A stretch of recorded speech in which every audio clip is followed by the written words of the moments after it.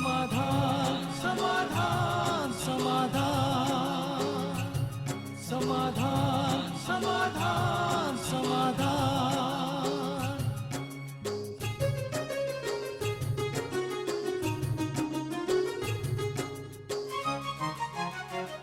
समस्या से उभरना अगर चाहे इंसान, स्वयं के संग सर्व का वो दिल से करे सम्मान। कहता है ये समाधान समाधान समाधान। समस्या से उभरना अगर चाहे इंसान, स्वयं के संग सर्व का वो दिल से करे सम्मान। कहता है ये समाधान समाधान समाधान समाधान समाधान समाधान।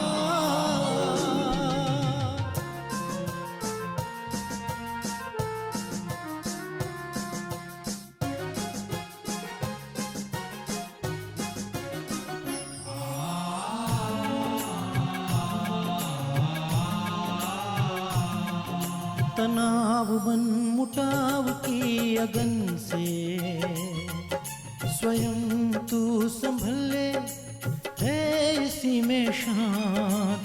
दूरिया दरारे मिटाए मन से, जीवन बन जाएगा खुशियों की खान खुशियों की खान। कहता है ये समाधान समाधान समाधान। 1 जनवरी 1921 को एक महान आत्मा का इस संसार में आगमन हुआ, जो आगे चलकर डॉक्टर दादी प्रकाश मणि जी के रूप में प्रख्यात हुए। उन्होंने शांति और सद्भावना का सारे संसार को संदेश दिया। 1969 से लेकर 2007 तक प्रजापिता ब्रह्मा कुमारी ईश्वरी विश्वविद्यालय का जिन्होंने कुशल नेतृत्व किया। विशेष अगस्त मास आते ही प्रजापिता ब्रह्मा कुमारी ईश्वरी विश्वविद्यालय के सभी राजयोगी भाई बहनें उन्हें बहुत प्यार से याद करते हैं, क्योंकि अगस्त में ही उन्होंने अपनी संपूर्ण अवस्था को प्राप्त की थी। एक ऐसी दिव्य आध्यात्मिक विभूति थी जिन्होंने सारे संसार को ज्ञान का प्रकाश दिया, जिनका जीवन सेवा से भरा हुआ था, तपस्या से भरा हुआ था। आइए आज उन्हीं की पावन पुण्य स्मृति के अवसर पर हम उनके जीवन पर आदरणीय भ्राता जी से प्रकाश प्राप्त करेंगे। भ्राता जी, आपका अभिनंदन है, स्वागत है। शुक्रिया। विशेष चीज़ भ्राता जी, इतना प्यार भगवान का किसी विशेष आत्मा से कैसे हो सकता है? मतलब कुछ ना कुछ ऐसी खासियतें जो आपने बताई हैं, क्या और विशेष ऐसी बात जो उन्होंने ऐसा खींच लिया अपनी ओर ध्यान? क्योंकि बगीचे में यदि हम जाते हैं तो कुछ फूल ऐसे होते हैं जो अपनी तरफ विशेष आकर्षित करते हैं। दादी में ऐसी आपको क्या खासियत लगती है जिसने खींच लिया भगवान की सचमुच नज़र मुझे को? बहुत सारी बातें याद आ रही हैं, क्योंकि दिन बहुत हो गए हैं। तो 45 साल 40 साल पहले इसकी चर्चाएं हम कर रहे हैं, तो बहुत चीज़ें भूल गई हैं। लेकिन जब आप पूछ रहे हैं तो मुझे अच्छी अच्छी बातें याद आ रही हैं। भगवान के महावाक्य हैं, जो आत्मा जितनी देह से न्यारी, वो उतनी ही भगवान की प्यारी और संसार की प्यारी। तो ये बिल्कुल सत्य है। दादी जी में देह अभिमान, बॉडी कॉन्शियसनेस, ईगो फीलिंग बिल्कुल नहीं थी। हम सबके बीच तो देखो, मैं आपको बताऊं, हम थे छोटे बच्चे। हम 20 साल की आयु के 19 साल की आए थे, और हमारे साथ सब ऐसे ही थे। और दादी जी जब हम सबसे मिलती तो वो ये भूल जाती थी मैं चीफ हूँ। ऐसे मिल रहे जैसे भाई बहने। मैंने वो उनके बड़ी, हम फोटोज छोटे देखे हैं, वो क्रिकेट भी खेल रही हैं, बैडमिंटन भी खेल हाँ, रही हैं और सबके साथ ऐसे घुल मिल के रहती हैं। तो एक पारिवारिक फीलिंग्स वो सबको इतनी ज़्यादा देती थी। जी। प्यार, मतलब सबको इतना प्यार देती थी वो, कि सब ये कहते थे कि दादी हमारी है। सचमुच, इसलिए लास्ट में तो उनको विश्व की दादी के नाम से सब लोग जानने लगे थे। मुझे एक दो बात और याद आ रही है जी। टीचर्स, छोटी टीचर्स बहनें, हमारे यहाँ टीचर्स बहनों की ट्रेनिंग होती है जिसमें छोटी छोटी कन्याएं टीचर बनने के लिए आती हैं और अपने जीवन को डेडिकेट करती हैं इस ईश्वरीय विश्वविद्यालय के लिए, यानी भगवान को डेडिकेट कर दें। उसमें कोई 20 साल की है, कोई 22 साल की है, कोई 25 साल की, बड़ी कोमल हमारी बहनें, छोटी छोटी बहनें। अभी जब उनको सेंटर्स पे भेजा जाता था ट्रेनिंग के लिए तो थोड़ी डरती थी वो, यहाँ तो आनंद में, और जब जा रही तो डरती थी। दादी बहुत अच्छी तरह उनको मिलती थी और मुझे छोटी बहनें बताती थी बहुत सुंदर ये बात कि दादी हमें कहती थी सिर पे हाथ रख के कि ये ना सोचना तुम अकेली हो, मैं तुम्हारे साथ हूँ, दादी तुम्हारे साथ है। कभी भी कुछ हो जाए, कोई समस्या उलझन आ जाए, तुम्हें कोई न पूछे, भागा ना दादी के पास। तो बेचारी बहनों के नैन भर आते कितना थे सुनाने में। अपनापन है और इतना सचमुच विश्वास और कितनी नैन सेफ्टी। भर आते थे। जी। अब जब दादी चली गई अब वही बहनें हमें कहती हैं, अब कोई ऐसा कहने वाला नहीं है। मैंने कहा खैर अभी भी कहने वाला तो ऊपर बैठा है, आप चिंता न करो, हम सब भी आपके साथ हैं। पर ये एक बहुत ज़्यादा अपनापन जो दादी देती थी, इससे सब लोग उन्हें बहुत प्यार करते थे। और जिन्हें संसार प्यार करता है, भगवान भी तो उन्हें प्यार करता है। बिल्कुल बिल्कुल। भगवान उन्हें प्यार नहीं करता जो मनुष्यों को घृणा करते हैं। भगवान उन्हें भी प्यार नहीं करता जो मनुष्यों के लिए दुर्भावनाएं रखते हैं। भगवान तो उन्हें प्यार करता है जो सबको सहयोग देते हैं, सबको आगे बढ़ने में। दादी कहा करती थी, मुझे याद आ गया, सब आगे बढ़ें और मेरा दिल ठरे। ठरे माना ठंडा हो। कहा सब आगे बढ़ते हैं, मुझे बहुत खुशी होती है। ये बात मैं अपने संदर्भ में भी जानता हूँ। हम छोटे थे, ठीक है, हम बड़े होशियार थे। क्लास में जो भाषण किया तो दादी वाह वाह करे, तो मैं देखता था कि दादी हमें देख के बहुत प्यार करती है। प्यार ही नहीं, ये बड़ी सूक्ष्म फीलिंग थी कि वो हमारा सम्मान कर रही है। हमारे यहाँ क्लास में कंपटीशन बहुत होते थे सब, दादी जी बहुत कुछ कराया करती थी क्योंकि दादी ज्ञान की दृष्टि से बहुत ही अग्रणी थी। तो मुरली जब दादी जी सुनाती थी तो ऐसे ही लगता था भगवान बोल रहा हूँ, और पूरी क्लास में ऐसा रस भर देती थी, सब उनको अपने जीवन में लाने के लिए तत्पर हो जाते थे। तो वास्तव में उनकी मुरली में भी जादू था, जैसे भगवान की मुरली में जादू है।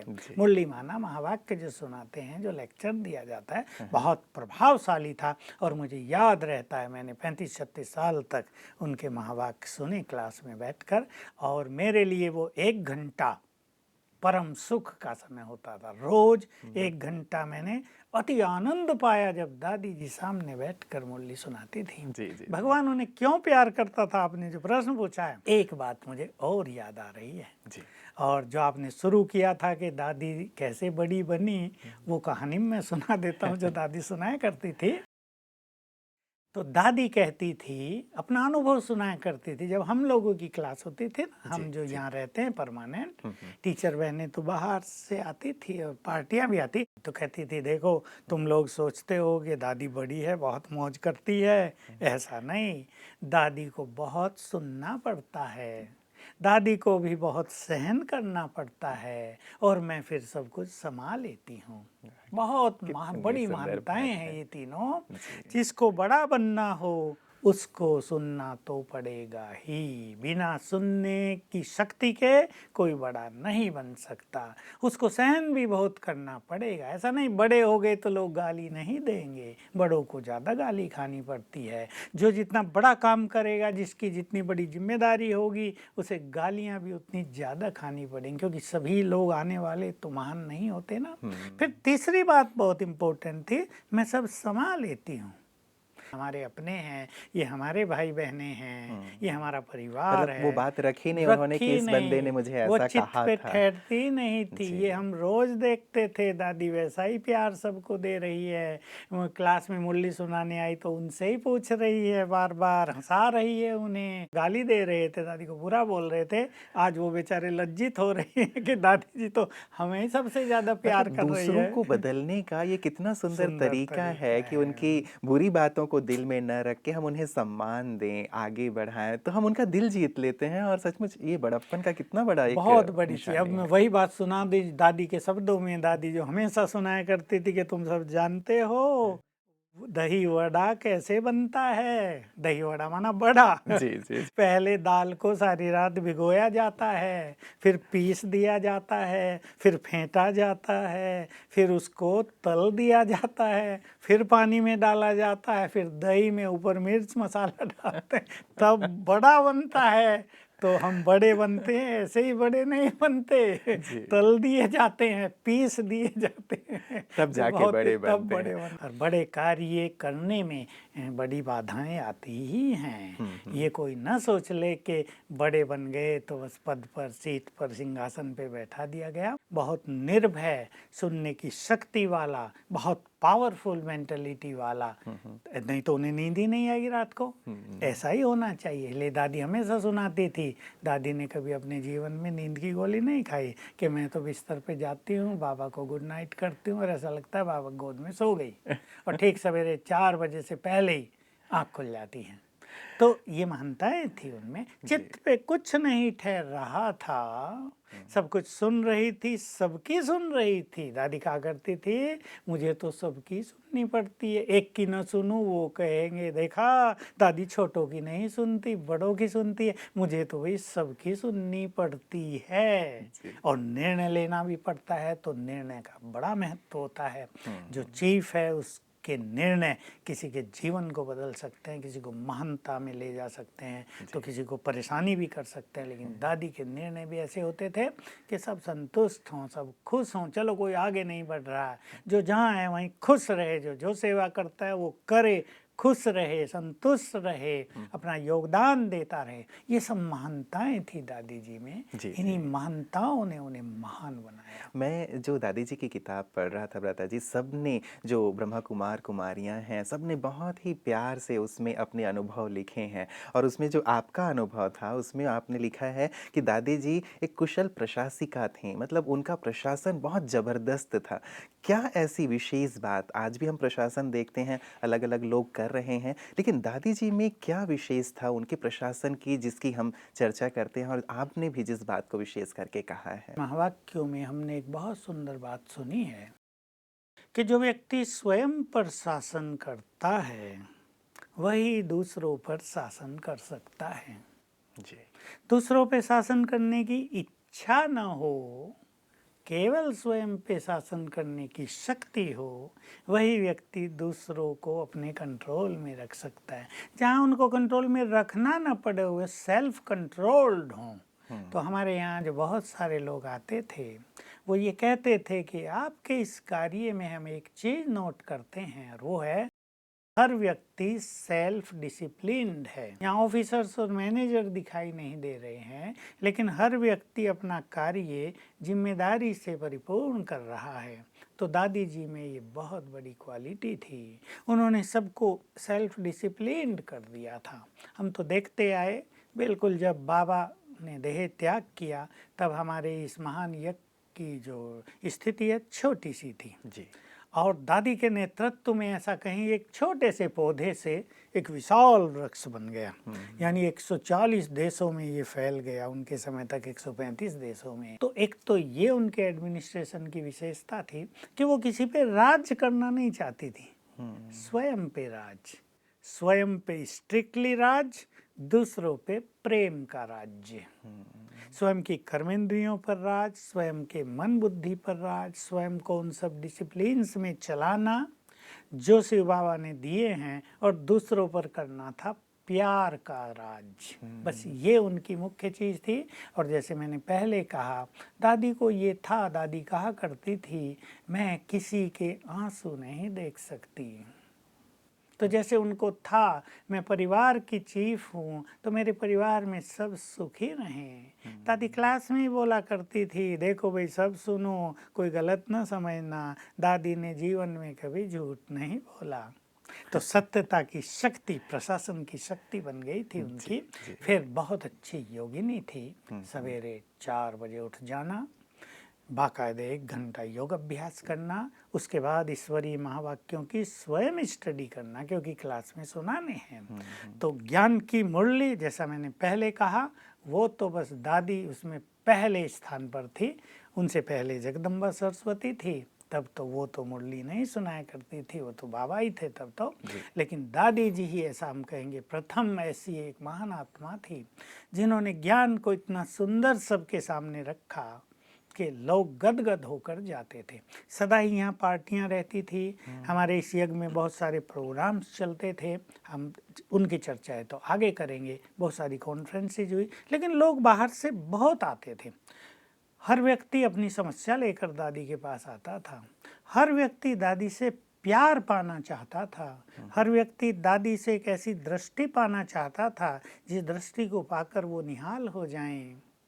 हर व्यक्ति ये महसूस करे कि दादी हमारी है और ये हमारा परिवार है। तो दादी सबको टाइम देती थी।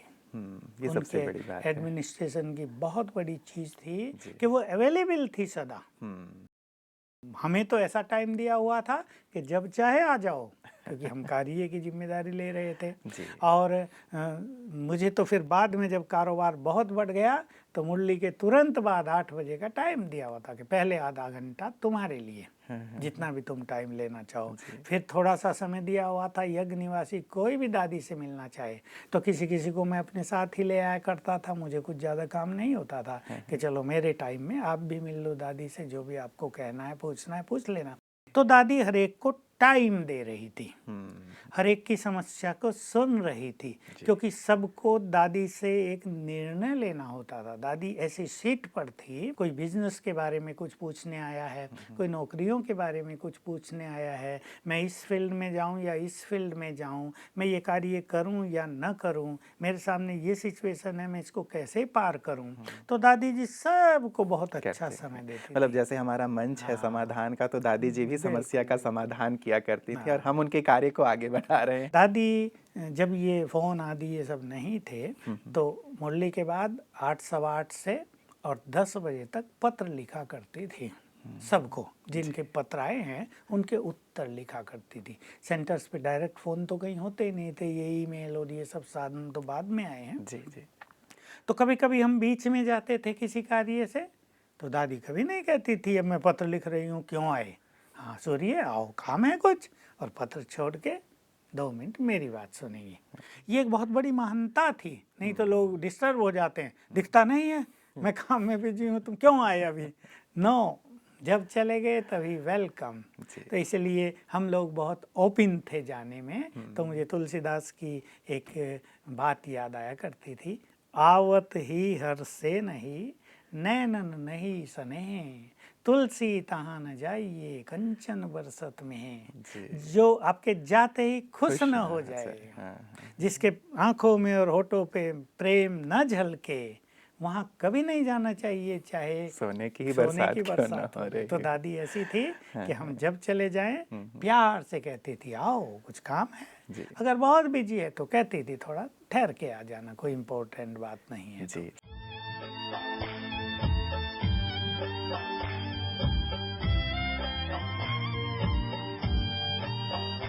दादी ओ मीठी दादी, किया हमको प्यार कितना।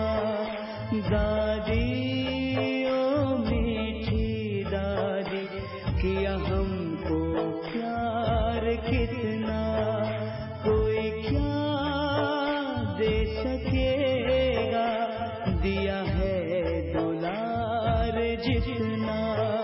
कोई क्या दे सकेगा, दिया है दुलार जितना। दादी ओ मीठी दादी, किया हमको प्यार कितना। दादी ओ मीठी दादी, किया हमको प्यार कितना।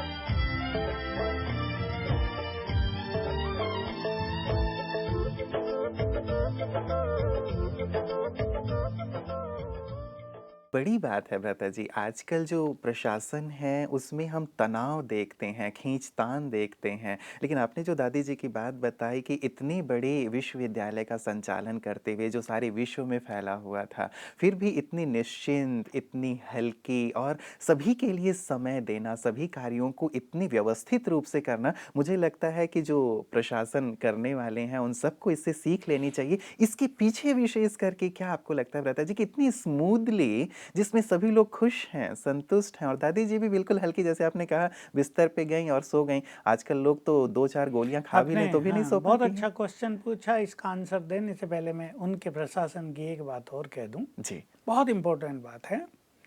भय नहीं, किसी को भी। ना, ये नहीं कि कोई डर रहा है। दादी हमारे पास आ गई तो सब आनंदित हैं, अरे दादी आई, दादी आई, दादी आई। ये नहीं दादी आ गई, अरे क्या कहेगी दादी। बिल्कुल भय नहीं, आनंद। आने वाले भी, दादी बाहर आई अपने रूम से और भीड़ लग गई, लोग हो दादी दादी दादी, फोटो लो दादी, ये करो वो करो। दादी सबको सेटिस्फाई कर रही है, नहीं जल्दी जाना है, हाँ अच्छा फोटो लेना, लो भाई आ जाओ, सब आ जाओ, सब आ जाओ। तो भय का प्रशासन नहीं, प्यार का प्रशासन, अपनेपन का प्रशासन, यही उनकी प्रशासन की सफलता थी। जी, जो उन आपने प्रश्न किया कि ये कैसे आया है, तो बहुत लंबी बात है, पर मैं इतना कहूँगा, उनके पास spiritual power and power of purity बहुत ज़्यादा थी। देखिए, जिस व्यक्ति में सबके लिए शुभ भावनाएं हो और एक अनकंडीशनल प्यार हो, तो ऐसे में लोग उनकी आज्ञाओं को पालन करना अपना परम कर्तव्य समझते हैं। जो जिम्मेदारी दादी किसी को देती थी, वो ये सोचता था कि इसको पूर्ण करना हमारा परम कर्तव्य है। दादी को देखने की भी जरूरत नहीं पड़ी। जैसे हमारे पास किचन था, हम ऐसा रखते थे कि दादी को सोचना ही ना पड़े, भाई देखो जाके खाना सबको मिल रहा है या नहीं। नो, ये था उनके प्यार का प्रभाव, डर नहीं। इसलिए प्यार में उन्होंने सबको बांध लिया था, अपने व्यवहार के कारण सबको एक सूत्र में बांध दिया था। तो श्रेष्ठ व्यवहार, प्यार, शुभ भावनाएं, सबको आगे बढ़ाने की बात। और अगर हम कोई गलती करते थे, ये इम्पोर्टेंट बात थी, तो तब जो हमें वो करेक्शन देती थी, वो तरीका इतना नोबल था, इतना सुंदर था कि हमें बुरा नहीं लगता था। जैसे? हम कई बार गलती करते थे। जी वही मैं सोच रहा था कभी आपको डांट पड़ी या नहीं। नहीं, मुझे याद नहीं कभी जब हम छोटे भी थे दादी ने हमें डांटा हो। बहुत प्यार करते क्योंकि थे। आजकल सिखाने का तरीका डांट है डांट कि है। गलती हुई तुरंत हाँ, डांटा और डांटना मतलब हमने सिखाया। ठीक है। लेकिन ये एक विशेष बात आप कह रहे हैं कि बिना डांट के एक नोबल तरीका, वो क्या देखिए, था? हमारी ड्यूटी किचन में आ गई। जी, अब हम तो भोजन जानते नहीं थे। अब भोजन भी सिंधी भोजन, हमारा नॉर्थ का भोजन तो सिंपल होता है, सब कोई 2-4 दिन में बनाना सीख लें। भाषा भी सिंधी, जी। वो भी हमको नहीं आती थी, हमें वो भी सीखनी पड़ती थी। और तरीका भोजन बनाने का बहुत ही ज़रा टेढ़ा सा, वो भी हमें धीरे धीरे सीखना पड़ा। तो हम तो गलती करते थे, कभी तेल ज़्यादा पड़ गया, कभी कोई चीज़ जला दी, कभी मसाले डालना भूल गए, कभी नमक ज़्यादा कर दिया, कभी मिर्ची नहीं डाली भूल गए। तो दादी बहुत प्यार से, एक दिन की बात है, हमारे यहाँ ब्रह्मा भोजन था, तो एक बहुत अच्छी चीज़ सिंधियों की बनती है, लौकी और चने की दाल। तो वो फेमस डिश है इनकी, तो बनाई हमने, तो मसाले डालना भूल ही गए। तो दादी भोजन के बाद आई और बहुत हंसते हंसते बड़े प्यार से मुझे कहा, सूर्य आज तो तुम सभी भूल गए डालना, ऐसे हाथ करके, आज तो मसाले ही नहीं डाले। दादी को मजा नहीं आया, बस इतना ऐसे बोला, दादी को मजा नहीं आया, ध्यान रखा करो बस। तो हमें इतना अच्छा लगा कि देखिए शिक्षा देने का कितना सुंदर ये तरीका है। तो दादी में स्पिरिचुअल पावर, अपनी योग की शक्ति, पावर ऑफ प्योरिटी, शुभ भावनाओं की शक्ति, और जैसे असली चीज़ जो इन सबसे बड़ी है वो ये, दादी हमेशा कहती थी, मैं नहीं कुछ कर रही हूँ, बाबा करा रहा है। हमेशा उनके मुख पर ये था, मैं नहीं कर रही हूँ, बाबा कर करा रहा है, मेरे तो रोम रोम में बाबा है, नैनों में बाबा है, देखो मुख पर बाबा है, हाथों में भी बाबा है मेरे, तो ऐसे बोलती थी। तो ये बहुत गुड फीलिंग थी। और जब किसी मनुष्य आत्मा में ऐसी फीलिंग रहती हैं तो संपूर्ण परमात्म शक्तियाँ उनमें आने लगती हैं। जरा भी ईगो और मैंपन होने से परमात्म शक्तियाँ प्रवेश नहीं करती हैं। तो दादी की ये निरहंकारिता और निमित्त भाव, जिसकी चर्चा विस्तार से तो हम दोबारा करेंगे, लेकिन इसके कारण दादी के पास ईश्वरीय पावर बहुत थी और इन ईश्वरीय शक्तियों के कारण ही वो एक सफल प्रशासक थी। मित्रों, जब कभी कोई महान हस्ती संसार में आती है तो उसकी महानताओं की खुशबू चारों तरफ दिशाओं में फैल जाती है, और वो केवल उनके रहने तक नहीं रहती, लेकिन उनके चले जाने के पश्चात भी वो खुशबू संसार में फैली रहती है, लोगों को प्रेरित करती रहती है। दादी डॉक्टर प्रकाश मणि जी भी ऐसी ही एक आध्यात्मिक विभूति थी, जिनका जीवन सचमुच क्या कहें, एक ऐसी किताब जिससे हम बहुत कुछ सीख सकते हैं अपने जीवन के लिए, प्रशासन के लिए। जैसे भ्राता जी कह रहे थे, बहुत कुछ जानना बाकी है उन महान विभूति के बारे में। आप बने रहिएगा समाधान कार्यक्रम में। कल हम और दादी प्रकाश मणि जी के जीवन से प्रकाश प्राप्त करेंगे और अपने अंतर को प्रकाशित करेंगे। नमस्कार। धैर्य और दृढ़ मनोबल से कर दे तू पल भर में मुश्किलें आसान, कतनी समकरनी के पावन जल से स्वर्ग बन जाएगा सारा ये जहान, सारा ये जहान। कहता है ये समाधान, समाधान, समाधान।